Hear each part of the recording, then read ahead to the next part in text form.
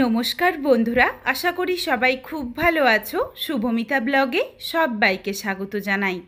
আজকে তোমাদের সাথে শেয়ার করব কুমড়ো দিয়ে ডিমের একদম নতুন ধরনের এক রেসিপি। গরম ভাত হোক বা রুটি পরোটা, যে কোনো কিছুর সাথেই অল্প কুমড়ো অল্প ডিম দিয়ে এই রেসিপিটা বানালে কিন্তু খেতে বেশ ভালো লাগে। তবে বন্ধুরা, বাড়িতে তোমরা অবশ্যই একবার হলেও এই রেসিপিটা বানিয়ে আমায় কমেন্ট করে জানাতে ভুলো না কিন্তু রেসিপিটা তোমাদের কেমন লাগলো। তাহলে চলো বন্ধুরা, রেসিপিটা দেখে নেওয়া যাক। রেসিপিটা কেউ স্কিপ করো না, স্কিপ করলে আমি কি পদ্ধতিতে রেসিপিটা বানালাম বা কী মশলার অ্যাড করলাম সেটা তোমরা মিস করে যাবে, তখন হয়তো রেসিপিটা খেতে এতটা ভালো হবে না। এখানে দেখো, কুমড়োর খোসাটা কিন্তু একদমই পাতলা। আশা করি তোমরা দেখেই বুঝতে পারছো। একটুখানি দেখো, ছুরিতে করে কেটে তোমাদের দেখিয়ে দিই, একদমই পাতলা খোসা রয়েছে। এই জন্যই কিন্তু এই খোসাটা আমি ফেলে দিইনি। খোসাটা যদি থাকে তাহলে কিন্তু কুমড়োটা রান্না হওয়ার পরেও গলে যাবে না, বেশ গোটা গোটা থাকবে। এই জন্যই খোসাটা রেখেছি। আর মাঝারি সাইজের একটা আলু একদম ছোট ছোট করে কেটে নিয়েছি। অর্ধেকটা টমেটো নিয়েছি, অর্ধেকটা টমেটোকে কুচি করে নিলাম। এরপর একটা বাটিতে আমি 2টো ডিম ফাটিয়ে নিচ্ছি। এখানে চাইলে কিন্তু তোমরা একটা ডিম বা আরও বেশি ডিম দিয়েও বানাতে পারো, তোমাদের পছন্দ মতো ডিমটা দিয়ে নিও। ডিমের মধ্যে স্বাদ অনুযায়ী লবণ আর সামান্য একটু গোলমরিচের গুঁড়ো দিয়ে দিচ্ছি। এরপর ডিমটা ভালোভাবে ফেটিয়ে নিচ্ছি। এরপর চলো কিছু মশলার পেস্ট বানিয়ে রাখি। এই রেসিপিটার জন্য কিন্তু খুবই সামান্য মশলার ব্যবহার করতে হবে, বেশি মশলা দিলে কিন্তু একদম ভালো লাগবে না। 1/2 ইঞ্চ পরিমাণ আদা আর ছোট ছোট কোয়া প্রায় 8-10 কোয়ার মতো রসুন একদম মিহি করে বেটে নেব। কড়াই গরম করে প্রথমে আগে কিছুটা পরিমাণে সর্ষের তেল দিয়ে দিয়েছি। তেলের মধ্যে দিয়ে দিচ্ছি ফেটিয়ে রাখা ডিম। এরপর ডিমটা একটু ঝুরি করে নিচ্ছি, তবে খুব বেশি যে একদম ভেঙে ঝুরি করব সেটা না, একটু বড় বড় টুকরো রাখছি। ডিমটা দেখো, 2 পাশটা উল্টে পাল্টে একদমই হালকা করে ভেজে নিয়েছি।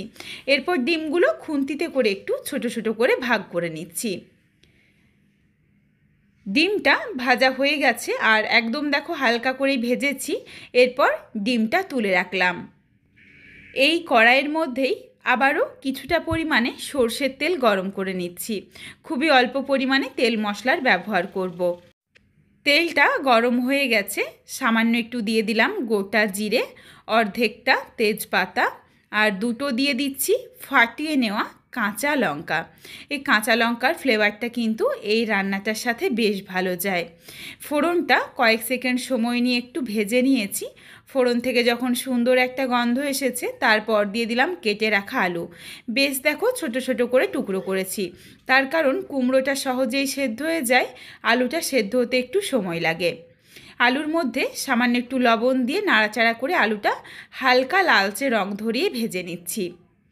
আলুটা প্রায় মিনিট 2 মতো একটু নাড়াচাড়া করতেই দেখো হালকা একটা রং ধরে গেছে। এরপর এর সাথে দিয়ে দিলাম কেটে রাখা কুমড়ো। কুমড়োটা দেওয়ার পর নাড়াচাড়া করছি আবারও প্রায় মিনিট 2 মতো হালকা করে একটু কুমড়োটা ভেজে নেব।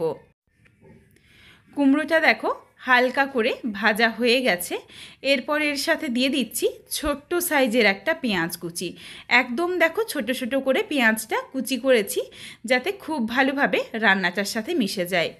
পেঁয়াজ কুচি দিয়ে নাড়াচাড়া করে এরপর এই কুমড়োর সাথেই কুমড়ো আর পেঁয়াজ একসাথে হালকা করে একটু ভেজে নিচ্ছি।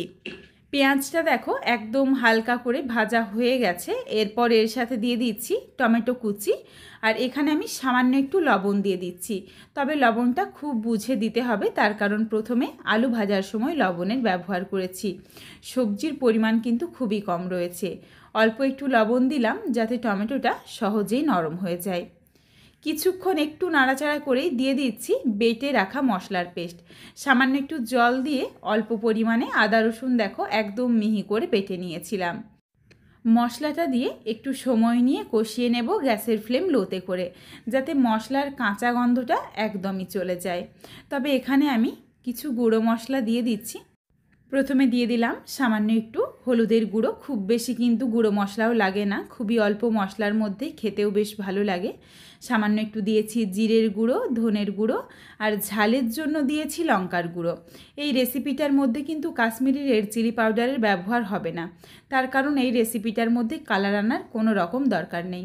তোমরা যেমন ঝাল খেতে পছন্দ করো সেই বুঝে গুঁড়ো লঙ্কাটা দিয়ে নিও। তবে অনেকেই স্বাস্থ্য সচেতন, তারা কিন্তু গুঁড়ো লঙ্কাটা খায় না। চাইলে শুধুমাত্র কাঁচা লঙ্কা দিয়েও কিন্তু রান্নাটা করা যেতে পারে, খেতে বেশ ভালো লাগবে। গুঁড়ো মশলা দিয়ে নাড়াচাড়া করে ভালোভাবে মিশিয়ে নিয়েছি। এখানে মশলার কাঁচা গন্ধটা কিন্তু একদমই নেই। টমেটোটাও দেখো সুন্দরভাবে বেশ নরম হয়ে গেছে। গ্যাসের ফ্লেম একদম লোতে করে প্রায় 1-1.5 মিনিটের মতো একটু ঢাকনা দিয়ে ঢেকে রেখেছিলাম, যাতে মশলার যেটুকু জল রয়েছে সেই জলটাও খুব ভালোভাবে শুকিয়ে যায়। সুন্দরভাবে দেখো মশলার জলটা শুকিয়ে গেছে, তেল ছেড়ে এসেছে।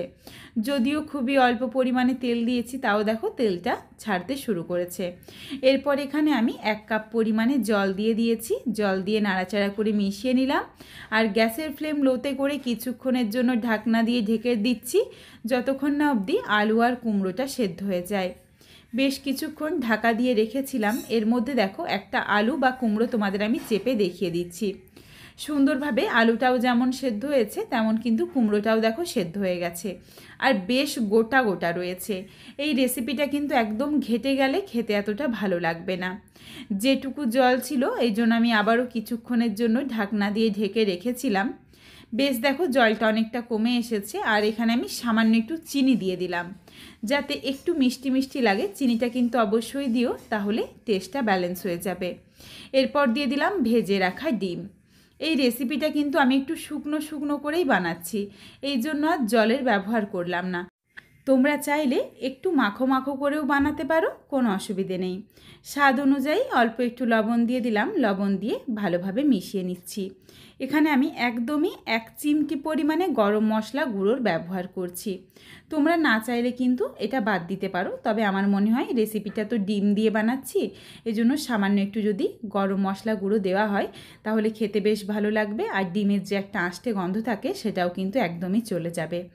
রেসিপিটা দেখো একদম রেডি, নামিয়ে নিয়েছি।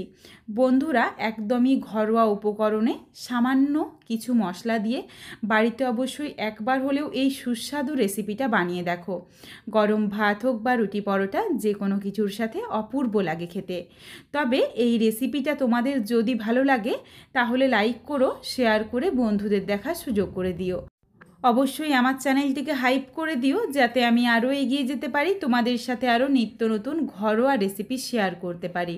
আবারও খুব শীঘ্রই হাজির হচ্ছি নতুন কোনো এক রেসিপির সাথে। পরবর্তী রেসিপি দেখার আমন্ত্রণ রইল।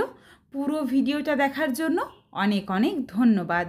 তাহলে আজকে আসি, সবাই ভালো থেকো, সুস্থ থেকো। শীঘ্রই দেখা হচ্ছে কিন্তু নতুন কোনো এক রেসিপির সাথে।